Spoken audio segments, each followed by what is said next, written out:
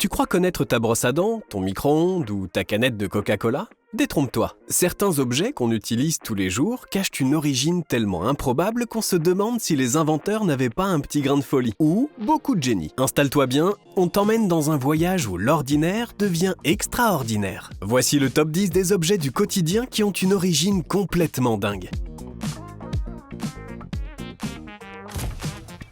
Le micro-ondes. Le radar militaire qui a changé ta cuisine. Le micro-ondes. Cet appareil magique qui réchauffe tes restes en quelques minutes n'aurait jamais existé sans un radar militaire. Oui, tu as bien entendu. En 1945, un ingénieur américain, Percy Spencer, a découvert que les ondes émises par un radar pouvaient faire fondre une barre de chocolat dans sa poche. C'est à partir de cette découverte accidentelle que le micro-ondes a vu le jour. Imagine un peu, un radar utilisé pour détecter les avions qui finit par réchauffer ta pizza. Au départ, les premiers micro-ondes étaient énormes, aussi gros qu'un frigo. Aujourd'hui, ces appareils sont devenus compacts et incontournables dans toutes les cuisines. Parfait pour réchauffer tes plats en un clin d'œil. Même à 3h du matin. Le micro-ondes, une invention née d'un hasard, mais qui est devenue un héros de la cuisine moderne. Les boucles d'oreilles.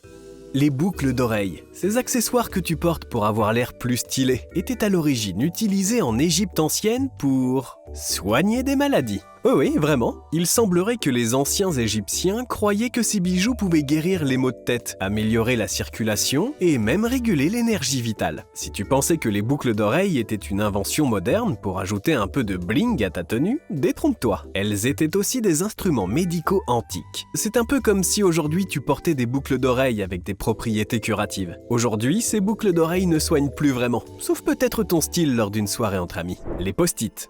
Qui aurait cru qu'un petit bout de papier collant serait à l'origine d'une erreur ? Les post-it, ces petits papiers colorés qui restent accrochés sur ton frigo, ont été inventés par accident en 1968. Un scientifique de 3M, Spencer Silver, avait conçu une colle ultra faible, mais elle n'avait absolument aucune utilité. Puis, un autre collègue, Art Fry, eut l'idée géniale de l'utiliser pour ses marque-pages. Le post-it est né, un échec transformé en révolution des bureaux. Les post-it ont aujourd'hui envahi nos vies, et surtout nos bureaux, nos frigos, nous rappelant à chaque instant de finir ces tâches qu'on oublie toujours de faire. Merci Art et Spencer. Vous avez redéfini le concept de pense-bête avec cette invention au final pas si bête que ça. La fourchette. La fourchette, ce simple ustensile que tu utilises à chaque repas, a failli être rejeté par l'Église au Moyen-Âge, car on pensait qu'elle avait des pouvoirs démoniaques. Oui, à l'époque, on n'était pas prêt à accepter l'idée qu'un humain puisse se nourrir sans ses doigts. La fourchette a été introduite en Europe par les Vénitiens au XIe siècle, et au début, elle était perçue comme un objet de sorcellerie. L'Église a même failli l'interdire. Imagine un peu, aujourd'hui, on t'aurait interdit de manger avec tes couverts préférés sous prétexte que ça allait à l'encontre de l'ordre divin. Heureusement, la fourchette a été sauvée par un aristocrate et elle a été acceptée comme un symbole de noblesse. Bon, du coup, elle est devenue l'élément clé pour manger avec élégance. Le Coca-Cola.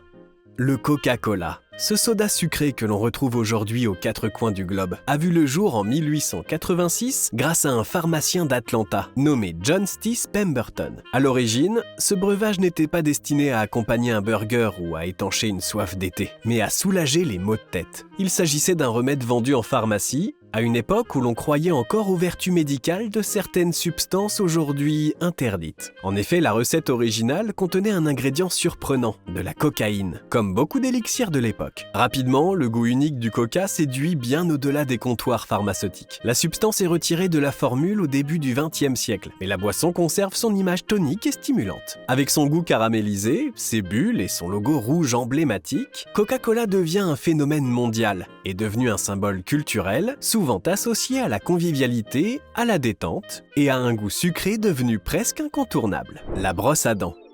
Se brosser les dents, ce geste quotidien tellement normal que l'on oublie souvent d'où il vient. Et pourtant, l'histoire derrière cet objet est fascinante. La première brosse à dents remonte à 5000 ans, et c'était une simple branche effilée, mâchée jusqu'à devenir poilue. On l'appelait un siwak, et bien que rudimentaire, c'était plutôt efficace, même si on pouvait aussi se retrouver à mâcher un peu de terre avec. Au XVe siècle, les Chinois ont perfectionné l'idée en fixant des poils de sanglier sur un manche en bambou. Pratique ? Sans doute. Confortable pour les gencives, c'est une autre histoire. Ce n'est qu'au XXe siècle que nous avons vu l'arrivée des poêles en nylon, suivis par les premiers modèles en plastique, qui ont fini par devenir un incontournable de nos salles de bain. Aujourd'hui, entre brosses électriques, soniques et même modèles écolos en bambou, se brosser les dents est devenu un véritable business. Mais au fond, l'objectif reste le même. Garder un sourire éclatant, le stéthoscope. On s'imagine souvent que les grandes inventions viennent de la science pure, de la recherche, de l'innovation. Eh bien non. Le stéthoscope, ce symbole absolu de la médecine, a vu le jour en 1816, à cause d'un médecin pudique. Le docteur René Laennec, pour ne pas poser son oreille directement sur la poitrine d'une jeune patiente, oui, même à l'époque on avait des limites, on a eu l'idée de rouler un papier en cylindre pour écouter son cœur à distance. Et là, révélation, le son était plus clair, plus net. Le gars venait d'inventer l'auscultation moderne. Petit à petit, le rouleau de papier s'est transformé en tube en bois, puis en instrument en caoutchouc qu'on connaît aujourd'hui. Ce qui est fou, c'est que tout est parti d'un « non merci, je vais éviter de coller mon oreille là ». Comme quoi, la gêne peut parfois faire avancer la science. Et aujourd'hui, impossible d'imaginer un docteur sans son stéto. Suspendu autour du cou, prêt à faire « respirer fort », le rouge à lèvres.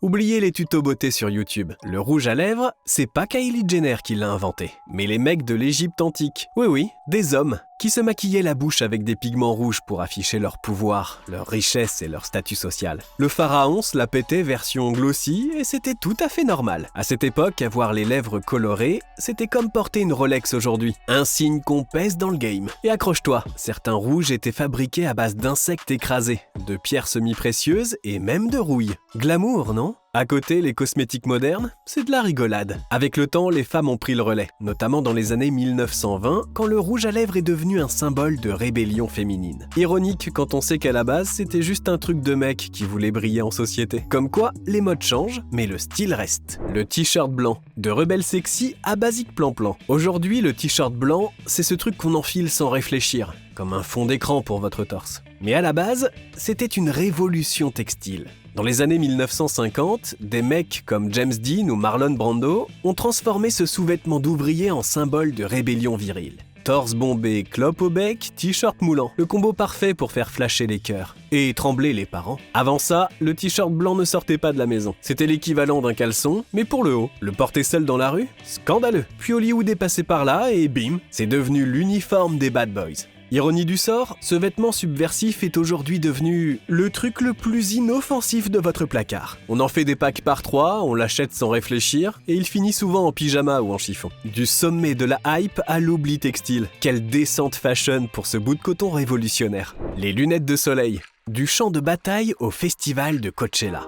Ah, les lunettes de soleil. Accessoire ultime pour avoir l'air cool, cacher une nuit trop courte ou fuir le regard de son patron. Mais savais-tu qu'elles n'ont pas toujours été là pour te protéger des UV en sirotant un mojito sur la plage ? À l'origine, elles servaient à cacher les émotions des juges chinois dans les tribunaux au XIIe siècle. Oui, des lunettes teintées en quartz fumé, pour qu'on ne puisse pas lire leurs expressions faciales pendant un procès. L'idée ? Garder un poker face version dynastie. Plus tard, les pilotes de chasse et les explorateurs polaires les ont adoptés pour survivre à la lumière aveuglante. Et maintenant, on en a des en forme de cœur, d'étoiles, des XXL pour les influenceurs ou avec Bluetooth intégré. Un objet qui passe de la salle d'audience impériale au selfie sur la plage, allez oser. Comme quoi, même dans l'histoire des accessoires, le style a souvent remplacé la fonction. Et toi, t'es plutôt lunettes pour cacher la fatigue ou pour te sentir comme une star en mission secrète ? Alors, vous vous doutiez que le stéthoscope avait été inventé par un mec pudique ou que le rouge à lèvres avait été inventé par des mecs super glam à l'époque égyptienne ? Lâchez un like si vous avez appris au moins un truc improbable. Abonnez-vous pour encore plus de top 10 déjantés. Et dites-nous en commentaire quel objet vous a le plus choqué. C'était Koapala, à bientôt pour d'autres découvertes inattendues.